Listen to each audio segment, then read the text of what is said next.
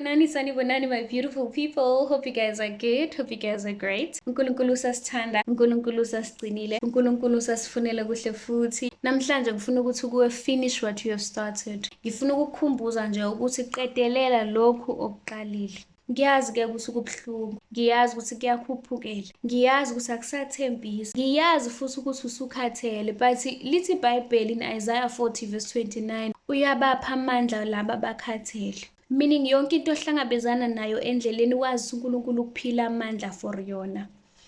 Ilwa, it's not yet time for you to drop the ball. Keep on pushing, uzitshele nje ukuthi ngizoyiqeda lento engiyiqalile. Ama-delay amaningi esihlangabezana nawo, it's because we don't finish what we have started. Sithi singabona i-challenge ekhona si-drop the ball, sibuka umakhelwane ukuthi wenzani, ngiyowenza into emsebenzelako yena. And of which it doesn't mean izokusebenzela nawe wena usuke uzibuyisele emuva. Zitshele nje ukuthi mina lokho engizicalele kona ikona lokho engizokuqeda. Ungavumi ukumiswa ile challenge ofike wahlangabezana nayo endleleni. It is not too late for you to finish what you have started. Anyway, konke kuhle nemusa makusilandele. I love you, I love you, I love you. Okuhle angikwamukele lamsakadweni kunjani? Ngiyaphila kakhulu and thank you so much ngibingelele nabalaleli.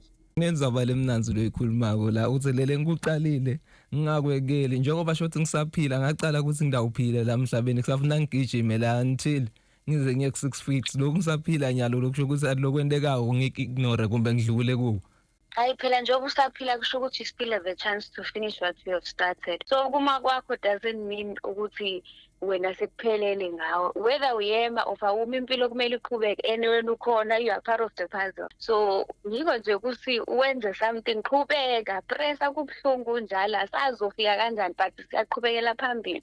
Manje phela amateam abeketelele kukhona lesingakubeketela la amateam akubeketelele ngikhumbula bengikhuluma na Tam last week sithi ngasikhathi lo mateam angubo lokudlulisa kule journey lokwe because mawungaka tholi lo mateam uyohlala u-comfort zone.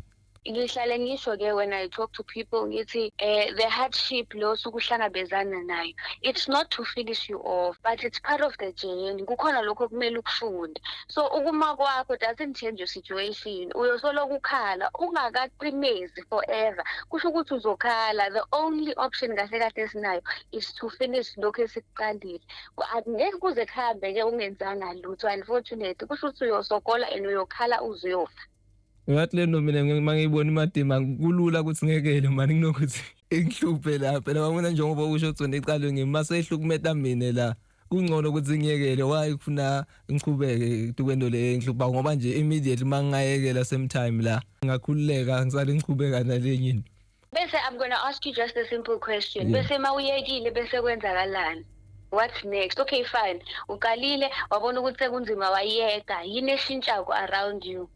Lo mthwalo phela ngiyobe ngicalele mina nokuthi ngisale ngihlukumetheke ngiva sekuyanyukela kahle kahle. But that doesn't mean ukuthi phela impilo yakho will change because the reason why we start izinto is because we want to better ourselves. It doesn't matter ukuthi kube kuyini, whether uyafunda, whether you're starting a business. Uyicalela business because ufuna ukuthola umphumela wayo. You want to be successful, you want to be able to live. Ukhona uprovide for umndeni wakho. Mawuyeka lezodlala. Sharp usesikolweni usicalile isikole. Mawusawuzwa ukuthi kuyakhuphukela usiyeke isikole. Kuyokusiza ngani ngoba okusalayo umsebenzi uzowufuna. Okusalayo uzofuna ukuthi abantu bakuthathe serious. Ayike bakuthathe serious kusho ukuthi wena impilo yakho uzobuhamba nje emgwaqweni akukho okutheni. Uzobudlani. Ungono ke mawukhona mhlawumbe backup ukhona ukuprovide.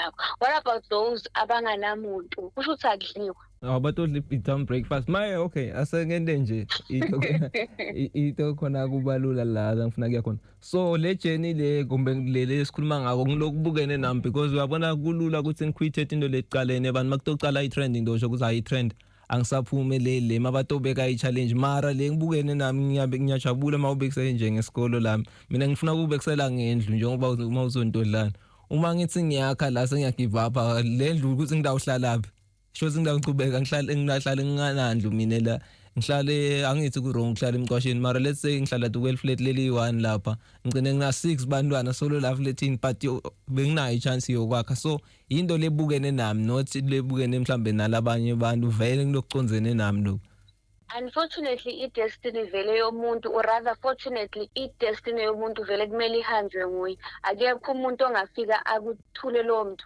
umthwalo wakho. Kumele kundlule wena. Ngisho kungafika abantu who can promise you ukuthi bazokusiza, ngeke bakhona ukukusiza if you don't do anything. So i-journey yakho kumele ihanjwe nguwe, nalama lessons ekumele uwafunde kumele afundwe nguwe. Yabo, if ngabe izinto besinikezwa, I don't think ngabe we appreciate and value them. The reason why we have to go through the journey is because we need to learn la empilweni ukuthi I need to value this thing, I need to appreciate what I have, because why? I worked hard for it. Ngiyathanda kokwenza i-example I blew it.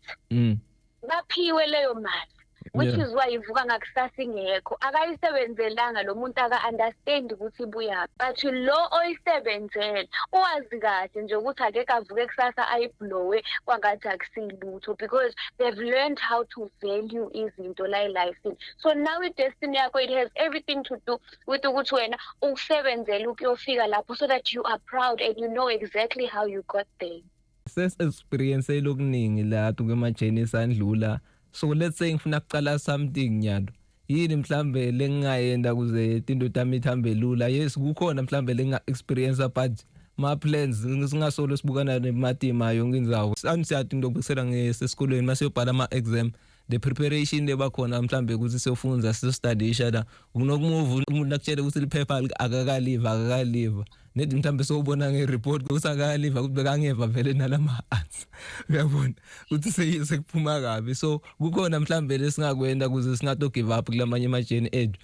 Okubalulekile is that mesowucalile, like we said the last time I was here, besikhuluma ngokuthi cala uNkulunkulu uzokuphi direction. Mina because ngiyakholwa ayikho enye solution engakunika yona ngaphandle kokuthi uma usuphakathi one way or the other indlela uzoyibona, and okunye vele kumele uhambe ugileke uwe, so that ukhona ukwazi ukuthi what's the next step. Uzowazi kusasa ukuthi njoba bengiphume ngalapho kusho ukuthi manje I'm not going left, I'm going to go right. So amanye ama answers you can only find them meso phakathi kulento uchubeka uyenza. Akekho umuntu onemanual, akekho umuntu ongakuphoyithela to say ufuna wenze so wenze so. Ngingakwenza mina kube right kumina, but wena uthi uyakwenza kungabi kanjalo, because i-journey yakho doesn't require that. So ngaphandle kokuthi ungene phakathi uprepare ama-exam wakho, ayikho into ongayenza. Uma uyobhala kumele ufunde, bashilo question 1 it's about this. If ungafundi leyo topic leyo, unfortunately vele uyophuma ungakezwa lutho. Sometimes you do it blind, sometimes you do it blank,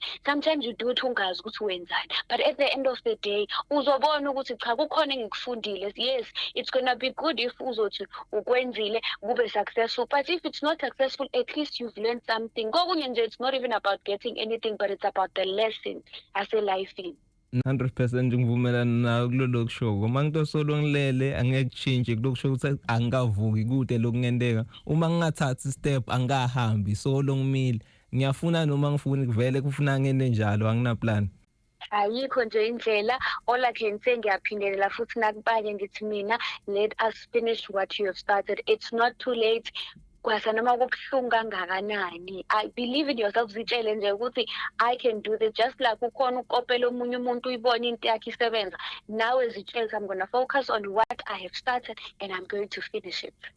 Thina nawe sikhuluma la, but uhlale ucoca ke na ku social media. Ngingijabulisile ke leli viki leli benikhuluma ke ngezabateni nabo make manje namabhizinisi enu njela selana la. So bangakulandzela but okhona kubona lo kunye le enhlaleni khuluma ngawo, ngoba thina sitha once a month la Saturday, but lokhu kuhlale kwendeka. I think that's why ngazi mina mawubhorekile uthatha ivideo nje ongene la. So bangakulandzela kuphi?